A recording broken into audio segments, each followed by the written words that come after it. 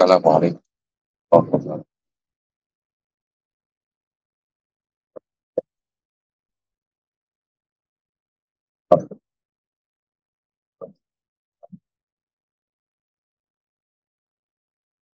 wabarakatuh.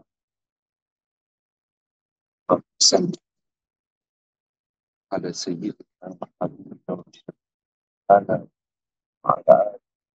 pada ashabihi wa sallam sarana sallam sallati wahtada bihadi wa ja'al da'wat amma ba'd. Bapak Ibu jamaah yang dimuliakan oleh Allah Subhanahu wa taala, alhamdulillah dan dikumpulkan oleh Allah Subhanahu wa taala tempat sebaik-baik waktu dan alhamdulillah tempat di Masjidil Haram, tempat yang dirindukan oleh setiap hati yang beriman, di tempat yang sangat ingin dikunjungi oleh setiap hati yang merasa terpanggil oleh panggilan Allah Subhanahu wa taala. Kota yang ada dalam doa-doa muslimin dan muslimat di seluruh dunia untuk dikunjungi. Mudah-mudahan kehadiran kita semuanya di sini bermakna dan tidak ada kesia-siaan maupun dosa. Sehingga ini bagian dari rasa syukur kita kepada Allah Subhanahu wa taala yang telah menganugerahkan kepada kita semuanya kesempatan untuk berada di tempat yang sangat mulia, yang doa-doanya mustajabah, yang ketaatannya dilipat gandakan sampai 100.000 kali dibandingkan semua tempat lain yang ada di muka bumi. Juga di waktu yang utama di dalam doanya Rasulullah SAW, Allahumma barik li ummati fi bukuriha. Ya Allah, berkahi bagi umatku di waktu pagi-paginya mereka. Juga dalam majelis yang mudah-mudahan termasuk taman di antara taman-taman surga, tempat Allah curah-curahkan rahmatnya, menaungkan sayap-sayap malaikatnya, menurunkan sakinah ke dalam hati kita, dan menyebut-nyebut nama kita semua dengan bangga pada makhluk-makhluk mulia yang ada di sisi. Bapak Ibu yang dirahmati oleh Allah Subhanahu wa taala, kita melanjutkan pembahasan kita tentang doa Nabiullah Ibrahim alaihi salam di dalam surat Ibrahim ayat yang ke-37 yang sudah kita mulai kemarin. Doanya, a'udzubillahi minasyaitonirrajim, bismillahirrahmanirrahim. Rabbana in askantu min dzurriyyati biwadin ghairi dzi zar'in 'inda baitikal muharram. Rabbana liyuqimus shalah waj'al af'idatan minan nasi tahwi ilaihim warzuqhum minats tsamarati la'allahum yashkurun. Allah Subhanahu wa taala mengabadikan doa Nabi Ibrahim alaihissalam, Rabbana, duhai Rabb kami, ini sesungguhnya aku menempatkan min dzurriyyati dari antara keturunanku biwadin pada suatu lembah ghairi dzar'in yang tidak bertanaman, inda baitikal muharram di dekat rumah engkau yang dihormati, rumah engkau yang dimuliakan. Rabbana, duhai Rabb kami, liyuqimus shalah supaya mereka bisa menegakkan salat.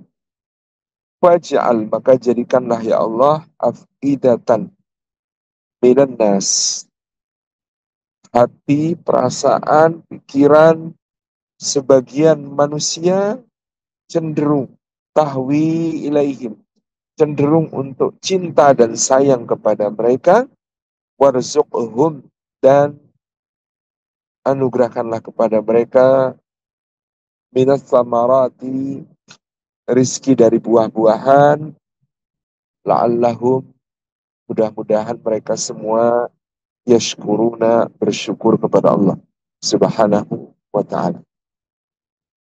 Bapak Ibu yang dirahmati oleh Allah Subhanahu wa ta'ala, Nabiullah Ibrahim alaihissalam adalah salah satu bapak yang paling cinta dan peduli kepada anak keturunannya.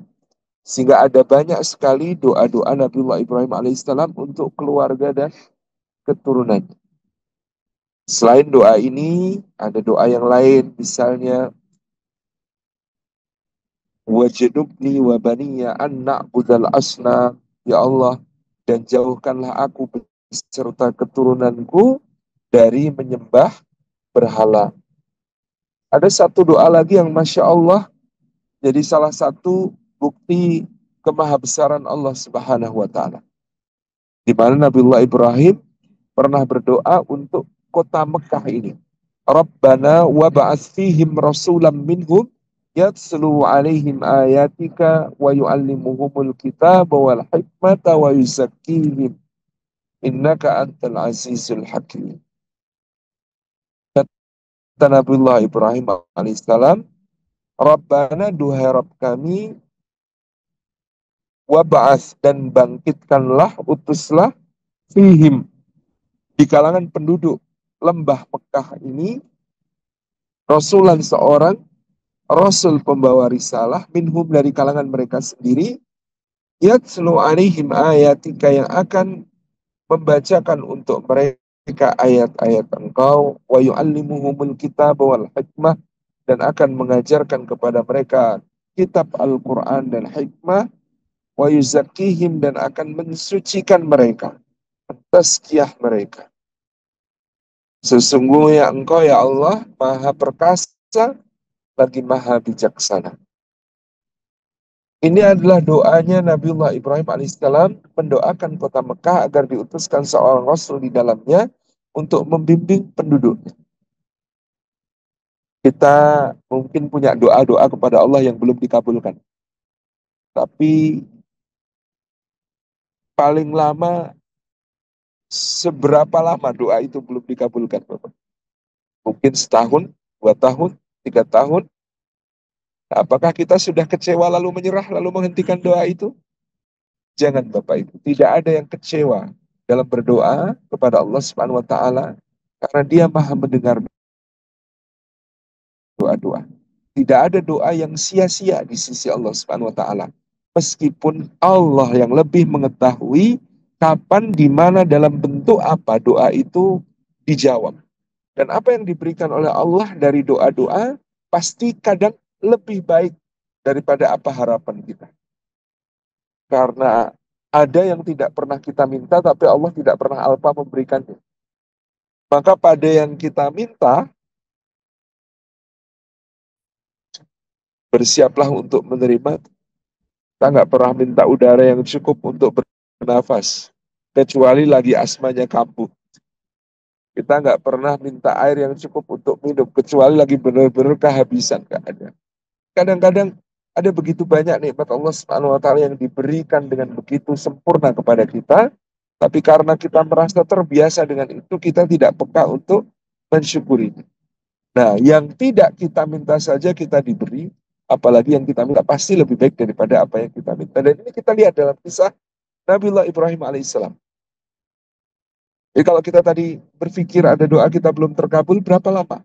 Karena doa Nabiullah Ibrahim alaihissalam yang ini menurut hitungan Sayyidina Abdullah ibn Abbas baru dikabulkan oleh Allah 4.200 tahun kemudian. Jadi Sayyidina Abdullah bin Abbas menyampaikan jarak antara Nabi Muhammad SAW dengan Nabi Musa itu 600 tahun. Jarak antara Nabi Isa dengan Nabi Musa itu 1.200 tahun. Dan jarak antara Nabi Musa dengan Nabiullah Ibrahim alaihissalam itu 2.400 tahun. Kalau ini dijumlah, maka 4.200 tahun. Doanya Nabi Ibrahim alaihissalam tadi dikabulkan oleh Allah dengan diutusnya Nabi Muhammad SAW. Jadi Allah mendengar doa Nabi Ibrahim. Mungkin Nabi Ibrahim dalam bayangannya nggak sejauh itu. Mungkin Nabi Ibrahim bayangannya nanti anaknya atau cucunya Ismail, generasi itu akan dikaruniai seorang Rasul seperti yang beliau minta, yaitu seorang Rasul yang membacakan ayat-ayat Allah, yang akan kemudian mengajarkan kitab dan hikmah, yang akan mensucikan mereka. Tetapi Jawaban Allah, misalnya kita bisa lihat dalam surah Al-Jumu'ah ayat kedua. Walladhi ba'atha fil ummiyina rasulan minhum yatslu alaihim ayatihi wa yuzakkihim wa yu'allimuhumul kitaba wal hikmah wa in kanu min qablu lafi dhalalim mubin. Itu kita bisa baca di situ sebagai jawaban doanya Nabi Ibrahim alaihissalam, atau juga dalam surah Al-Baqarah ada firman Allah Subhanahu wa taala, kama arsalna fikum rasulan minkum yatlu alaikum ayatika wa yuzakkikum wa yuallimukumul kitaba wal hikmah wa yuallimukum ma lam takunu ta'lamun. Ayatnya mirip-mirip, di mana semuanya menunjukkan Allah mengabulkan doa Nabi Ibrahim itu dalam bentuk diutusnya Rasulullah Muhammad SAW. Saya Allah mengatakan, dialah Allah walladzi ba'atsa fil ummiyina, yang telah membangkitkan, mengutus di dalam kalangan kaum yang ummiyin, kaum Arab Quraisy khususnya itu disebut ummiyin, dinisbatkan kepada ibu. Apa yang menonjol pada kaum ibu pada zaman itu tidak membaca dan tidak menulis. Maka mereka ini orang-orang yang memilih untuk tidak membaca dan tidak menulis. Kenapa mereka memilih tidak membaca dan tidak menulis? Karena tidak membaca dan tidak menulis itu tandanya cerdas, Pak. Kalau membaca dan menulis itu agak kurang cerdas, Pak. Bisa dipahami? Karena zaman itu peradaban dikuasai para penyair. Penyair itu kalau melihat fenomena, pemandangan yang indah, tempat yang bagus, kejadian yang menarik, lalu tanpa harus membaca dan menulis, dia langsung bisa menguntai kata-kata yang indah, sambung menyambung. Itu penyair cerdas, Pak. Tidak membaca, tidak menulis, tapi langsung dari lisannya teruntai syair yang begitu indah. Itu cerdas. Tapi kalau ada penyair, lihat pemandangan indah, lihat kejadian menarik, lihat fenomena unik, kok kemudian ini bagus ya, tak tulis dulu ya, gitu. Nah, itu berarti kurang cerdas. Jadi pada zaman itu ukuran cerdas adalah tidak membaca dan tidak menulis. Ada penyair lain tampil begitu kan, dia baiknya teruntai indah, lalu ada penyair satu lagi kemudian mau membalas gitu. Kalau dia bisa langsung membalas dengan mengutip dua baris dari syair lawan, kemudian dia bantah dengan untaian syairnya, itu namanya penyair cerdas.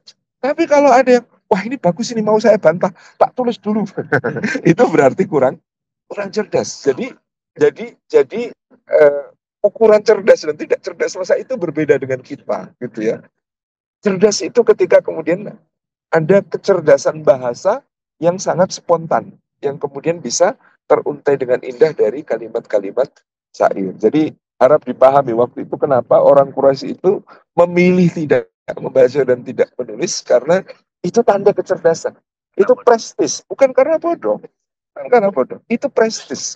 Nah, meskipun juga ada di kalangan mereka orang yang benar-benar bodoh, tidak bisa membaca dan tidak menulis gitu ya. Tapi kalau di kalangan sahabat sendiri pun yang bisa membaca dan menulis pada awalnya tidak banyak. Misalnya Sayyidina Abu Bakar, Sayyidina Umar, Sayyidina Utsman, Sayyidina Ali, itu dari awal mereka pandai membaca dan pandai menulis gitu ya. Itu sahabat-sahabat utama.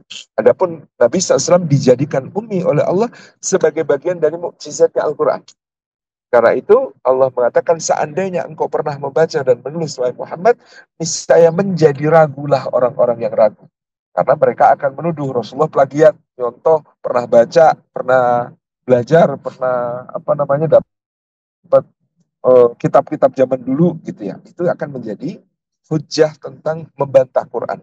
Tapi Allah jadikan Rasulullah itu ummi, dan bukti bahwa Rasulullah itu ummi itu sampai pada perjanjian Hudaybiyah.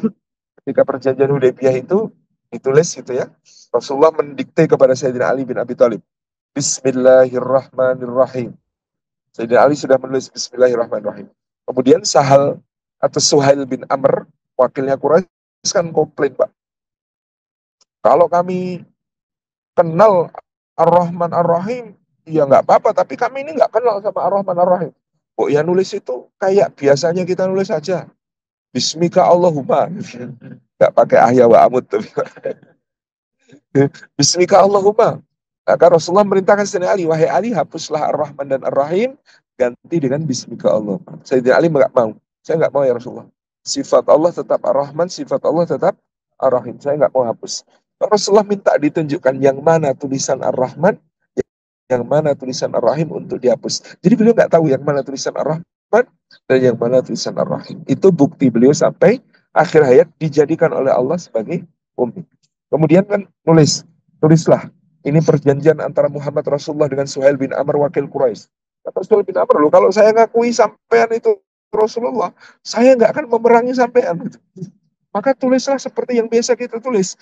Muhammad bin Abdullah dan Suhail bin Amr. Kata Nabi SAW, wahai Ali, hapuslah Rasulullah, gantilah bin Abdullah. Kata Sayyidina Ali, nggak mau ya Rasulullah. Engkau tetap Rasulullah, meskipun mereka tidak mengakui. Lalu Rasulullah minta ditunjukkan yang mana tulisan Rasulullah, baru beliau hapus. Ya, artinya beliau ummi sampai akhir karena memang Allah Subhanahu wa taala menghendaki demikian untuk menjadi mukjizatnya Quran.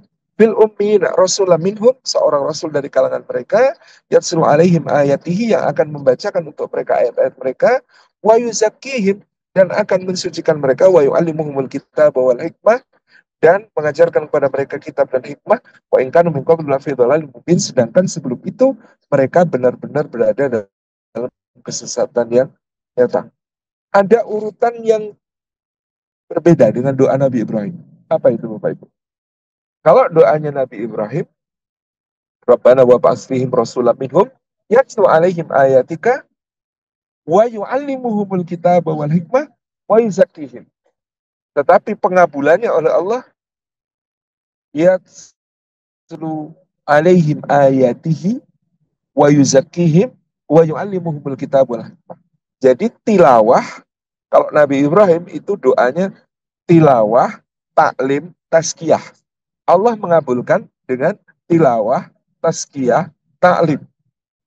Menunjukkan bahwa sebelum mempelajari sesuatu sangat penting untuk melakukan tazkiyatun nafas, untuk membersihkan jiwa kita dari yang kotor-kotor, dari hawa nafsu yang jelek, dari akhlak yang buruk. Karena ilmu itu seperti yang dikatakan Imam Malik kepada Imam Asy-Syafi'i atau Imam Waqi' Ibnul Jarrah kepada Imam Syafi'i. Jadi ilmu Allah itu cahaya, dan cahaya Allah tidak dikaruniakan kepada orang yang durhaka kepadanya. Gitu ya. Jadi Allah kemudian meluruskan permintaan Nabi Ibrahim itu dengan menjadikan tazkiyah sebagai lebih mendasar daripada taklim. Jadi mensucikan jiwa itu sesuatu yang lebih mendasar daripada mempelajari sesuatu. Maka kalau kita lihat relevansi dengan pendidikan hari ini, betapa banyak orang pintar, tapi karena jiwanya tidak suci ketika memulai belajar, kepintaran itu digunakan untuk hal-hal yang justru membawa madarat dan mafsadat bagi diri dan masyarakat. Nah, inilah Allah Subhanahu wa taala mengabulkan doa Nabi Ibrahim alaihissalam 4200 tahun. Tapi apa yang menjadi lebih menarik lagi Bapak Ibu? Nabi Ibrahim itu berdoanya untuk kota Mekah, Jakarta, Jogja, itu nggak didoakan sama Nabi Ibrahim. Nah, kita ini tidak didoakan oleh Nabi Ibrahim. Nabi Ibrahim cuma mendoakan wa ba'ats fihim rasulam minhum, penduduk kota Mekah. Nabi Ibrahim minta untuk kota Mekah, tapi kalau Allah mengabulkan, Allah memberi untuk alam semesta. Wa ma arsalnaka illa rahmatan lil alamin. Alhamdulillah Bekasi termasuk alam semesta gitu ya, meskipun planet lain katanya gitu kan. Kemudian Tangerang, kemudian daerah ini termasuk alam semesta, sehingga mendapatkan kebaikan dari pengabulan doa itu. Meskipun oleh Nabi Ibrahim tidak didoakan, tapi Allah memberi ijabah lebih baik daripada yang ini. Kemudian yang kedua, pada masa Nabi Ibrahim hidup itu, risalah seorang nabi usianya seusia nabi tersebut. Karena bahkan ketika nabi itu masih hidup, sudah ada nabi yang lain. Nabi Ibrahim masih ada, sudah ada Nabi Lut, sudah ada Nabi Ismail, habis itu ada Nabi Ishak itu ya. Nabi Ishak masih hidup, sudah ada Nabi Nabi Yakub masih hidup, sudah ada Nabi Yusuf gitu ya. Jadi zaman itu nabi-nabi sambung sinambung, dan usia risalah mereka hanya seusia hayat mereka. Sesudah itu sudah digantikan nabi yang lain. Jadi kalau Nabi Ibrahim berdoa pasti Rasulullah minhum itu ya, bayangannya Rasul itu juga seperti itu, akan berlangsung risalahnya pendek. Tapi ketika Allah mengabulkan dengan diutusnya Nabi Muhammad SAW, maka risalahnya berlaku sampai yaumil qiyamah. Jadi di sini ada dua hal yang jauh lebih baik daripada yang diminta Nabiullah Ibrahim alaihissalam. Meskipun tadi doa itu baru dikabulkan 4.200 tahun kemudian. Maka kita ini harus sabar kalau ada kok belum dikabulkan, ya memang belum. Atau mungkin sudah tapi kita nggak ngerasa gitu ya. Karena kadang-kadang kita ini kalau dikabulkan sesuai yang kita minta kadang-kadang malah kurang baik. Kurang baik gitu. Jadi dulu Ibnu Athaillah As-Sakandari itu di dalam Al-Hikam nulis ada orang berdoa sama Allah. Spesifik sekali minta, ya Allah, karuniakan kepadaku setiap hari 2 potong roti, segelas air dan segelas susu supaya aku tanpa bekerja ya Allah, supaya aku bisa fokus beribadah gitu. Doanya itu begitu. Maka dikabulkan nggak sama Allah? Dikabulkan. Cara dikabulkan, dia kena fitnah dalam sebuah kasus masuk penjara. Di penjara, dia dapat setiap hari 2 potong roti, segelas air, segelas susu. Persis seperti yang dia minta tanpa bekerja.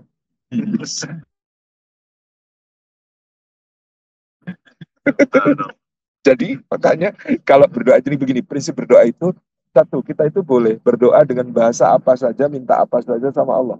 Itu boleh, bebas, tidak masalah.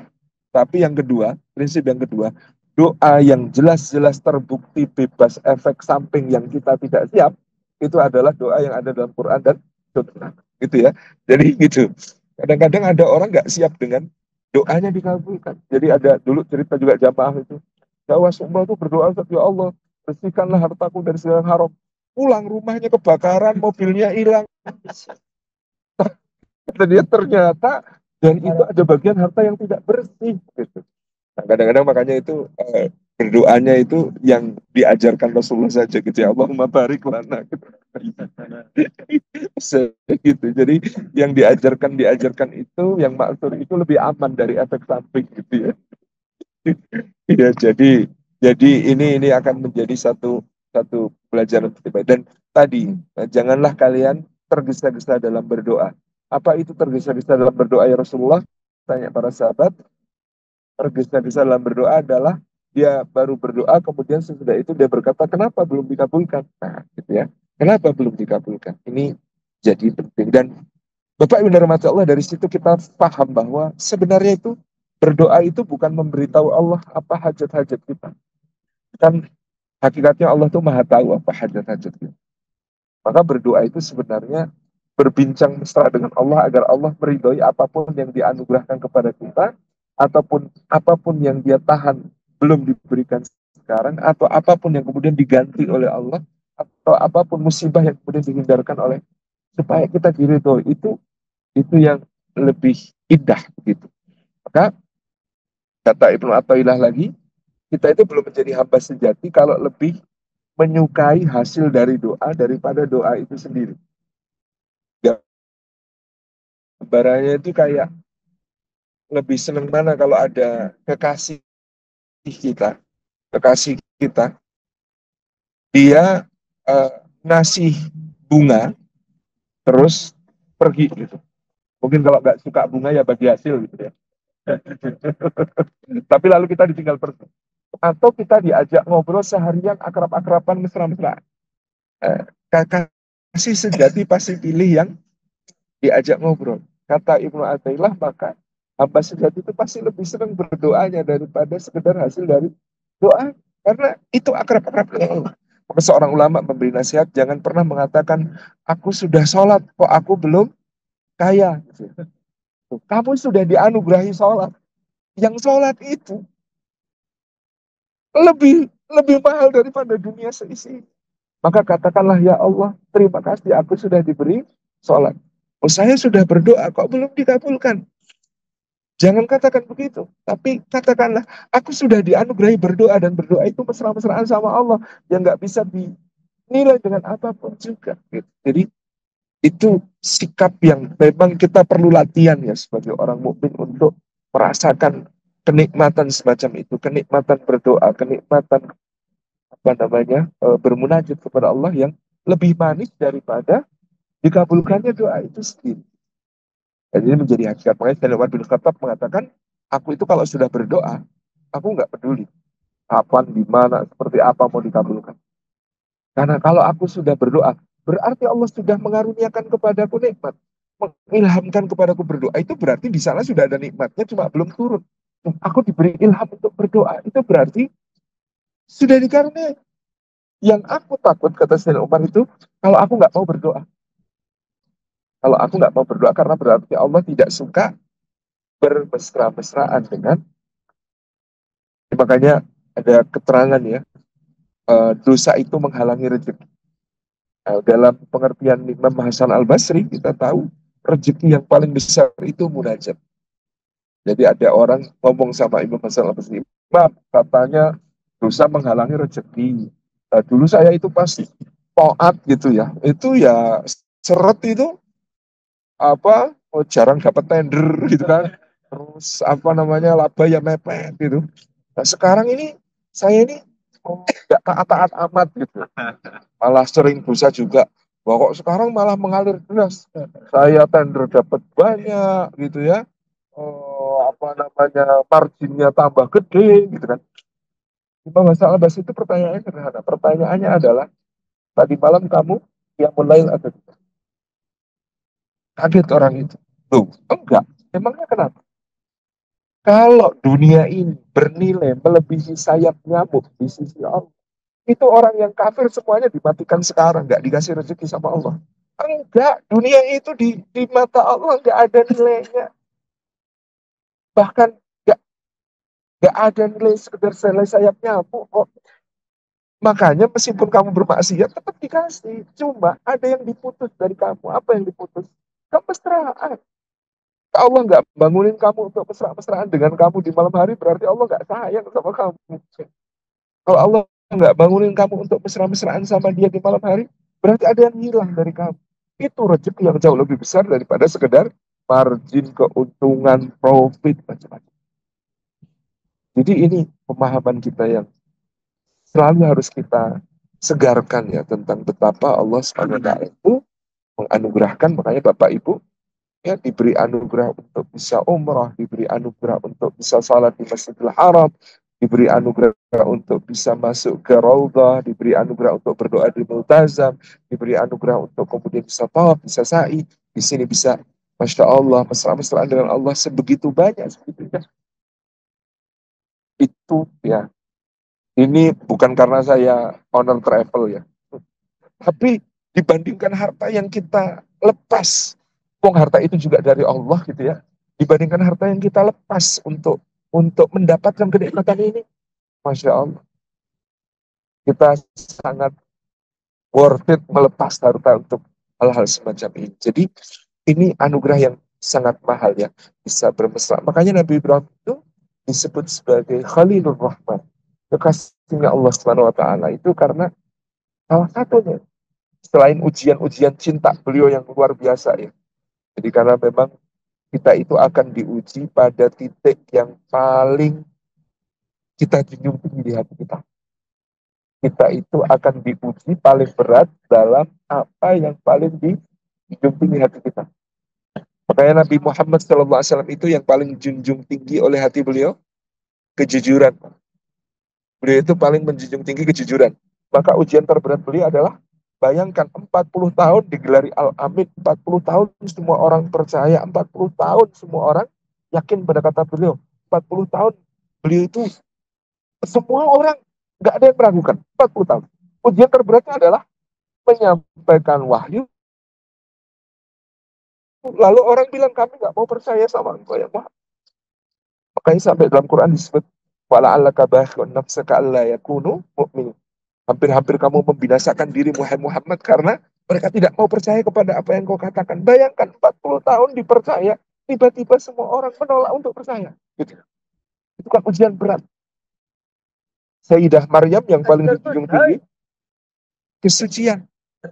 Maka ujiannya tiba-tiba hamil tanpa disentuh laki-laki. Jadi di titik tertinggi, apa yang kita junjung tinggi di hati, itu ujian datang. Nabi Ibrahim yang paling dijunjung tinggi, cinta, Pak. Cinta sama istri, maka istrinya harus ditinggal di sini. cinta sama anak, maka anaknya harus disembelih. Gitu ya. Jadi di titik tertinggi apapun itu ujian. Nah, Nabi Ibrahim selain karena ujian cinta, maka dia menjadi Khalil Rahman juga karena dia sangat mesra dengan Allah. Apa-apa diadukan kepada Allah, apa-apa diminta sama Allah, apa-apa ya ini kepedulian beliau kepada anak cucu itu begitu besarnya. Sampai-sampai ketika Allah mengatakan ini ja'iluka linnasi imama. Wahai Ibrahim, aku akan jadikan engkau sebagai imam, pemimpin seluruh manusia. Qala wa min dzurriyyati, kata Ibrahim, kalau begitu anak keturunanku juga ya Allah. Jadi makanya ini jadi dalil politik dinasti katanya. Qala wa min dzurriyyati, Nabi Ibrahim minta, ya Allah, keturunanku juga ya Allah. Maka Allah menjawab, la yanalu ahli dhalim. Janjiku ini tidak berlaku untuk orang-orang yang zalim dari keturunan. Jadi Allah Subhanahu wa taala ketika Nabi Ibrahim minta, Allah nggak nolak, tapi ada syarat. La yanalu ahli dhalim. Janjiku tidak berlaku untuk orang-orang yang zalim. Ini cintanya Nabi Ibrahim kepada anak cucu ini luar biasa besar. Makanya sebagai orang beriman kita ini menisbatkan diri sebagai putra-putra Nabi Ibrahim. Wa ala millati abina Ibrahim Hanifah. Jadi dalam pikir pagi, pikir petang kan kita membaca gitu ya. Amsaina ala fitratul Islam wa ala kalimatil ikhlas wa ala dini nabiyina Muhammad sallallahu alaihi wasallam wa ala millati abina Ibrahim Hanifah. Di atas milahnya Bapak kami, kita semua ini ingin dianggap sebagai anak-anaknya beliau sallallahu alaihi wasallam. Demikian pula Bapak Ibu kalau memiliki putra atau putri yang wafat sebelum balik, maka di surga dia akan dirawat oleh Nabi Ibrahim alaihissalam. Gitu ya. Ini tabungan besar bagi yang mungkin kehilangan putra di masa kecilnya, gitu ya. Itu sebelum baliknya, maka di surga mereka akan dirawat oleh Nabi Ibrahim alaihissalam untuk menunggu orang tuanya kelak. Nah, ini doa tadi. Rabbana inni askantu min dzurriyyati. Wahai Allah, sesungguhnya aku meninggalkan dan menempatkan sebagian di antara keturunanku di lembah yang tidak bertanaman. Ini prinsip pertama di dalam parenting. Ternyata untuk melahirkan generasi yang tangguh, generasi yang kokoh, generasi yang siap mengemban amanah-amanah besar, itu salah satu kuncinya adalah dengan ditempatkan di tempat yang penuh tantangan. Bukan yang serba ada, bukan yang serba mudah, bukan yang serba keturutan, bukan yang apa-apa minta langsung kita beri, gitu ya. Karena ini justru akan membahayakan. Sering diumpamakan, mungkin bapak-bapak pernah lihat ya, ada kupu-kupu muda yang baru mau keluar dari kepompong. Kupu-kupu muda yang baru mau keluar dari kepompong. Itu kalau kita ngelihat prosesnya, itu kasihan banget, Pak. Gimana caranya merobek kepompong itu supaya dia bisa keluar itu, kalau kita ngelihat prosesnya, itu kita pasti kasihan. Tapi kalau kita kasihan, kemudian yang kita lakukan adalah ngambil gunting, dibantu, dipotong kepompongnya supaya dia bisa keluar. Apa yang terjadi Bapak Ibu? Dia, kupu-kupu itu tidak akan bisa terbang. Karena untuk terbang diperlukan kekuatan otot-otot sayapnya yang itu hanya bisa diperoleh dengan dilatih. Dan latihan itu untuk titik puncaknya merobek kepompong itu. Jadi kalau kita biarkan dia bersusah payah, kita sedang membiarkan dia untuk mendapatkan kekuatan untuk terbang. Kalau kita bantu, kita tolong dengan kita potongkan kepompongnya, itu nggak bakal bisa terbang. Namanya kupu-kupu nggak bisa terbang. 5 menit, Pak. Dikeroyok semut, Pak. Habis. Sama. Anak-anak kita pun demikian. Kalau apa-apa kita bantu, kalau apa-apa kita tolong, apa-apa kita mudahkan, apa-apa kita gampangkan, apa-apa kita beri, apa-apa kita turuti, maka ini akan menjadi justru kelemahannya di masa yang akan datang. Kita nggak selamanya sama dia. Jadi kita ini cuma sementara mendampingi dia. Dia tidak boleh kemudian bergantung begitu besar kepada kita. Maka kalau lihat tokoh-tokoh besar di dalam Al-Quran itu dua. Kalau nggak yatim, diyatimkan Pak. Iya kan? Nabi Ibrahim. Ya, kalau menurut Imam Suyuti bahkan bapaknya itu namanya Tareh, sudah meninggal ketika kecil, sehingga Azar ini paman yang merawat. Jadi kedudukan Azar bagi Nabi Ibrahim, kata Imam Suyuti, kayak kedudukan Abu Talib bagi Nabi Muhammad SAW. Nabi Ismail diyatimkan, Pak. Diyatimkan, jadi nggak boleh tinggal bareng, harus menghadapi tantangan berat gitu. Bahkan ya sulit sekali seperti yang tergambar dalam doa tadi. Nabi Musa juga ayahnya nggak ada ceritanya gitu. Nabi Yusuf diyatimkan, Pak, dijauhkan dari bapaknya gitu kan, dijauhkan dari bapaknya. Nabi Isa nggak punya bapak sama sekali. Demikian Rasulullah SAW ya. Jadi ini bukan berarti bapak itu nggak penting ya. Bapak itu tetap penting, tapi ternyata ada hal yang harus dijaga supaya anak-anak kita sandarannya tidak terlalu besar kepada kita sebagai orang tua. Mereka harus diletakkan di tempat yang tepat untuk berada pada situasi ngerti makna berjuang.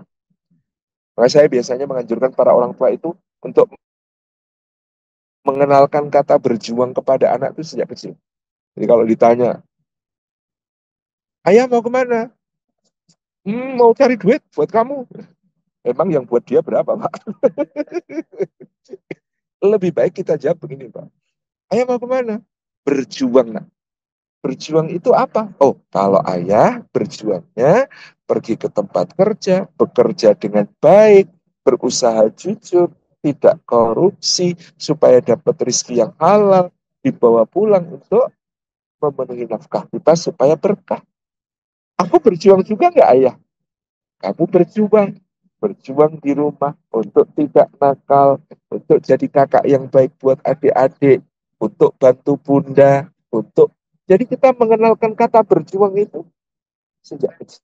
Maka mereka akan tahu gitu ya. Makna, oh, aku berjuang. Ayahku berjuang, bundaku berjuang, aku juga berjuang. Itu penting. Ya. Kosakata itu kadang-kadang penting, Pak. Kalau mereka nggak kenal kata berjuang, nah ini rawan gitu ya, bahwa ngiranya hidup ini tinggal nikmatin, taken for granted, nyaman-nyaman saja. Tapi mereka diperkenalkan dengan kata berjuang. Nanti berjuang itu berarti habis makan piringnya dicuci sendiri. Berjuang itu berarti kalau bikin berantakan harus dirapikan lagi. Berjuang itu, jadi kita jadi bisa banyak memasukkan makna berjuang ke dalam hidupnya anak kita. Itu dari sisi kata-kata.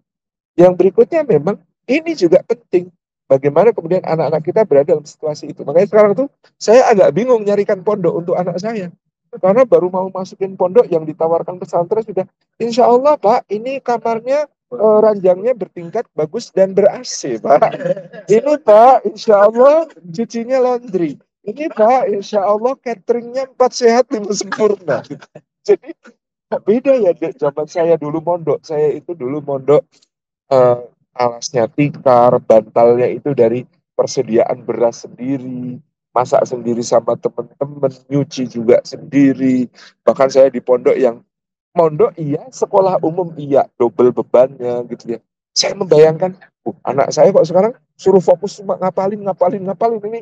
Jangan-jangan dia nggak belajar kehidupan ini.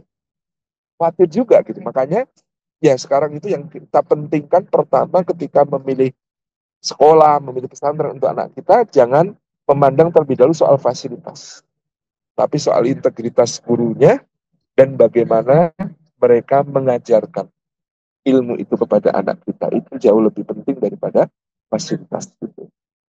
Itu menjadi catatan banget buat kita untuk anak-anak kita. Dan tadi bagaimana membiasakan mereka bahwa dalam hidup ini tidak semua serba mudah. Dalam hidup ini tidak semua serba langsung dapat. Perlu ada berjuang, perlu ada melakukan proses untuk saya kagum ya, ada teman saya namanya Kang Canun itu, anak-anaknya begitu usia mulai mau masuk 10 tahun tuh diajak pergi sama ayahnya untuk dididik tentang kelelakian dan tanggung jawab.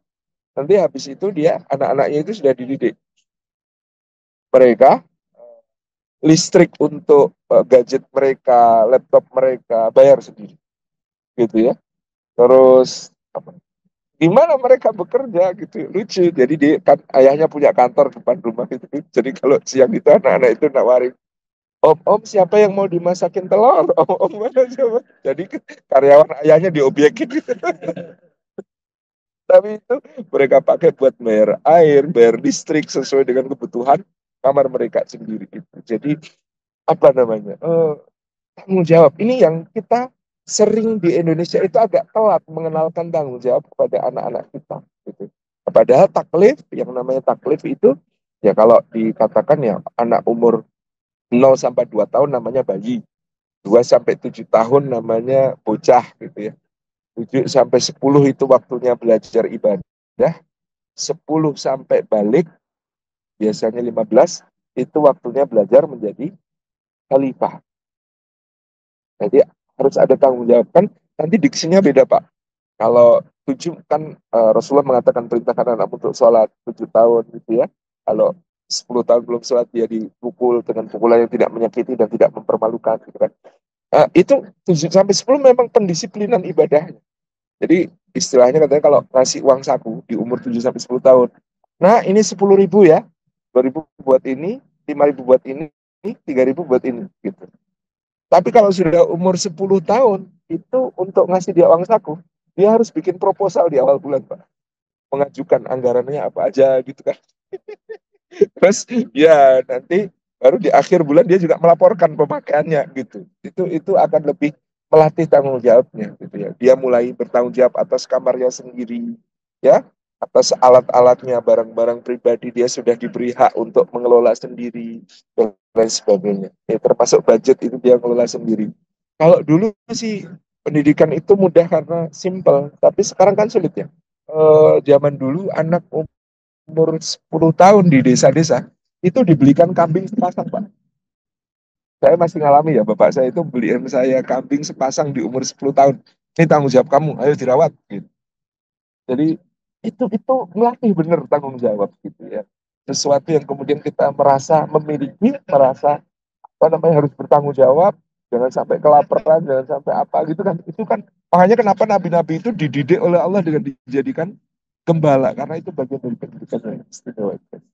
Tapi kembali kepada tadi, memang intinya agar kita kemudian memberikan kepada anak biwatin wairi dizarin itu situasi di mana mereka sadar bahwa mereka harus berjuang.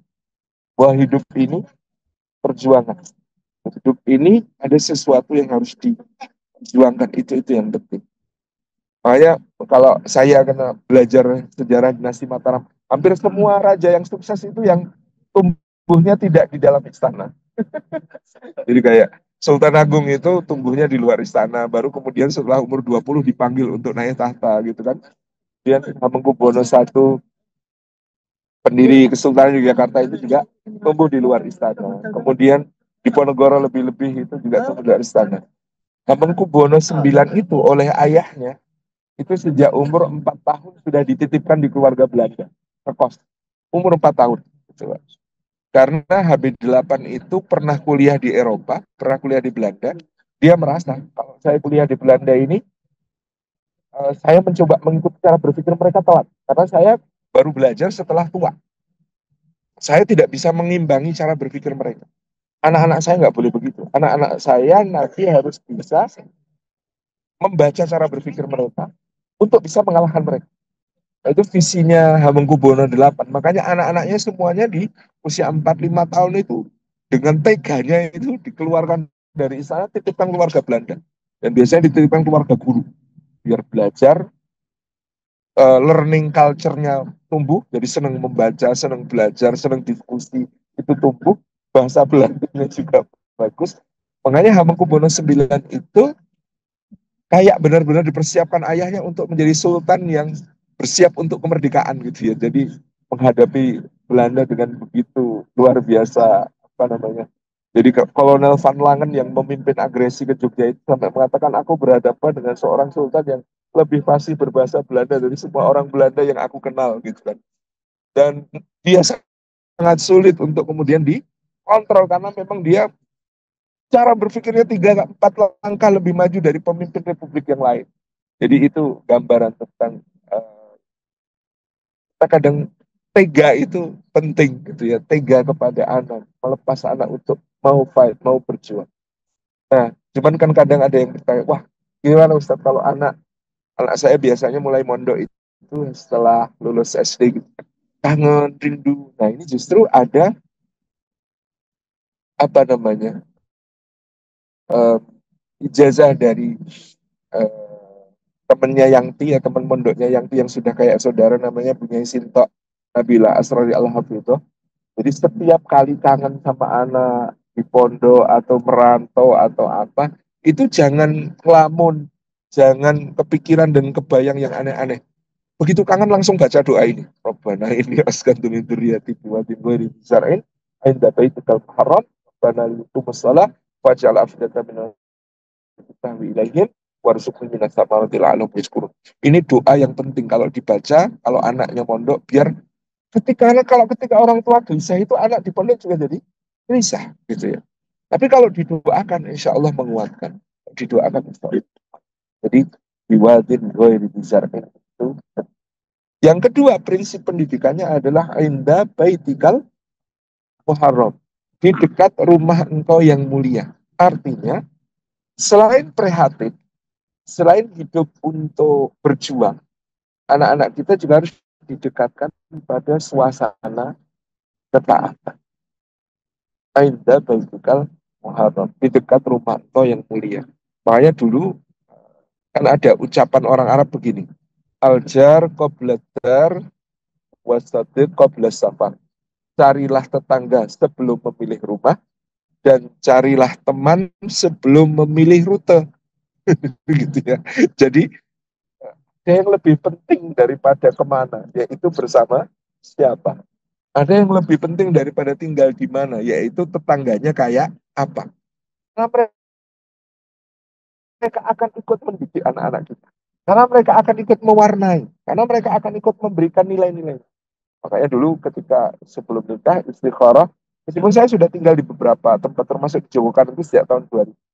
Saya nikah 2004 istikharah ya. Memang harus tinggal di Jogokaryan untuk termasuk anak-anak gitu ya, untuk memberikan suasana kepada mereka, suasana ketaatan, suasana ibadah, suasana syiar, suasana bahwa beragama itu indah, beragama itu bahagia, beragama dan taat itu merasakan oleh anak-anak. Nah, termasuk mondok itu tadi juga harus diniatkan dua hal ini. Selain hidupnya berjuang, tidak mudah, prihatin untuk melatih ya kekuatan dan ketangguhan mereka menghadapi hidup di masa yang akan datang. Juga bahwa sekuat-kuatnya mereka harus ada tempat bersandar yang jauh lebih kuat, yaitu kepada Allah Subhanahu wa Ta'ala.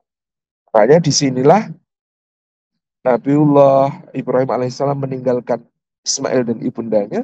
Sandarannya adalah kepada Inda Baitikal Muharram, di dekat rumah engkau yang mulia, tempat di mana syiar, tempat di mana ibadah ditegakkan, ketaatan ditunjukkan kepada Allah Subhanahu wa Ta'ala. Jadi ini juga penting.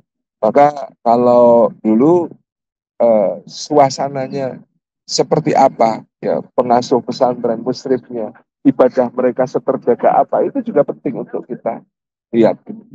Dan kalau saya dulu, masya Allah malah anu ya, ditanya sama bapak berbagai gambaran pesantren yang ini seperti ini, kamu milih yang mana gitu ya situasinya. Dan ternyata saya dipilihkan pondok oleh orang tua itu yang santrinya itu nggak lebih dari 40, kiainya 5. Sehingga hubungan antara santri dengan guru itu kiai kenal semua santri gitu ya. Kiai tahu akrab semua santri. Dan makanya dulu ada guyonan di pesantren kami itu, santri yang berpeluang sukses itu 3 macam. Santri pinter, santri hikmah, santri nakal. Pertanyaannya kenapa kok santri nakal itu berpeluang sukses? Karena santri nakal itu yang paling sering disebut namanya sama kiai di dalam doa gitu. Itu paling sering disebut namanya sama kiai dalam doa gitu. Makanya dulu ada teman saya yang saya nekat, pokoknya saya ini kalau nggak pinter, saya mau bersumpah pengen jadi yang paling nakal. Biar paling banyak didoakan gitu. Itu keunikan keunikan lembaga pendidikan tradisional ya, kadang-kadang ya yang mengikat sebenarnya adalah doa, karena yang pinter juga sering didoakan, yang khidmah juga sering didoakan, yang nakal juga sering didoakan.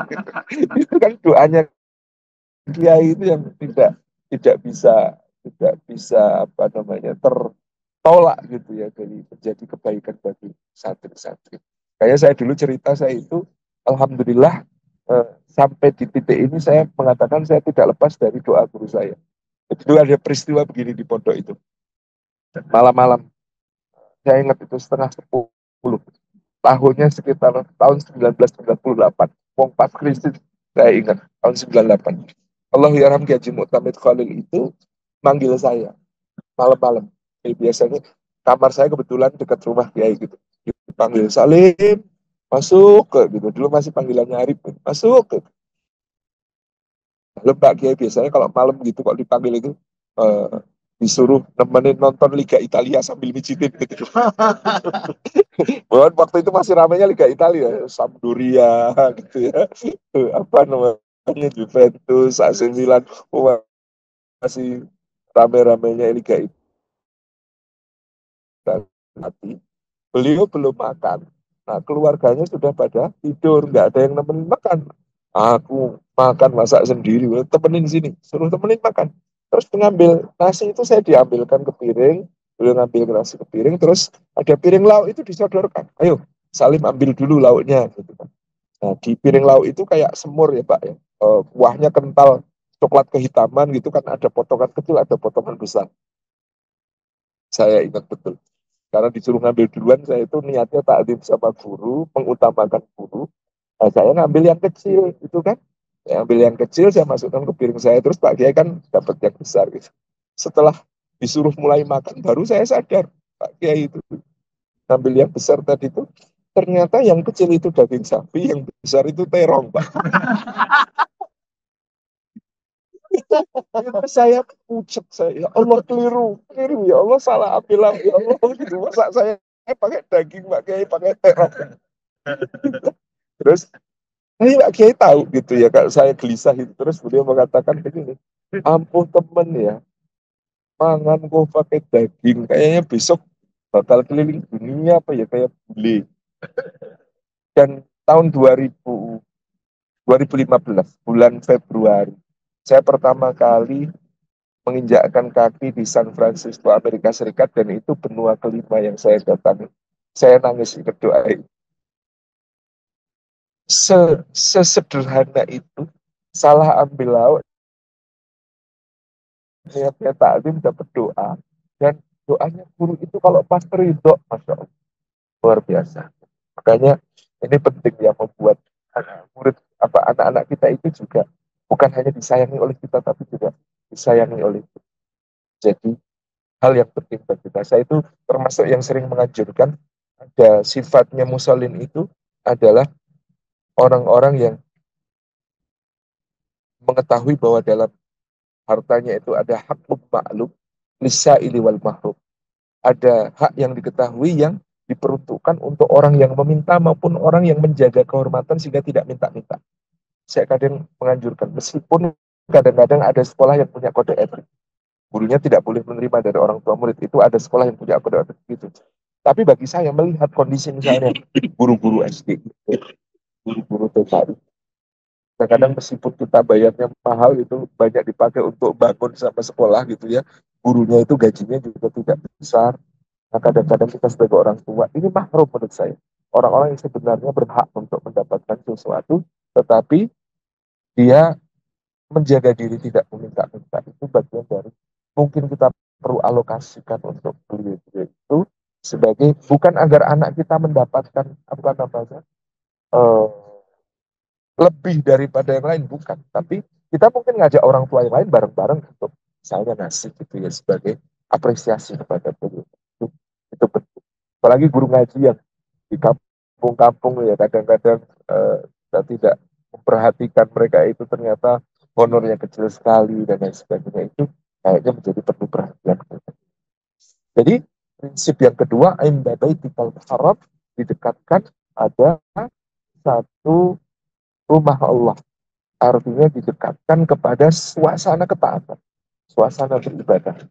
diperkenalkan kepada orang-orang yang baik, orang-orang yang soleh, orang-orang yang taat kepada Allah Subhanahu wa taala. Rabbana liyuqimus shalah. Ya Allah, supaya mereka menegakkan salat. Insya Allah bahasan ini akan kita lanjutkan besok, gitu ya, karena Bapak Ibu harus bersiap-siap bagi yang akan umroh untuk yang kedua ataupun yang membatalkan. Jazakumullah khairan, mudah-mudahan pembahasan ini bermanfaat. Insya Allah kita sambung besok. Rabbana liyuqimus shalah faj'al afidatan minan nasi tahwi ilaihim warzuqhum minas samarati la'allahum yashkurun. Insya Allah masih ada 4 poin pembahasan. Barakallahu fikum. Assalamualaikum warahmatullahi wabarakatuh.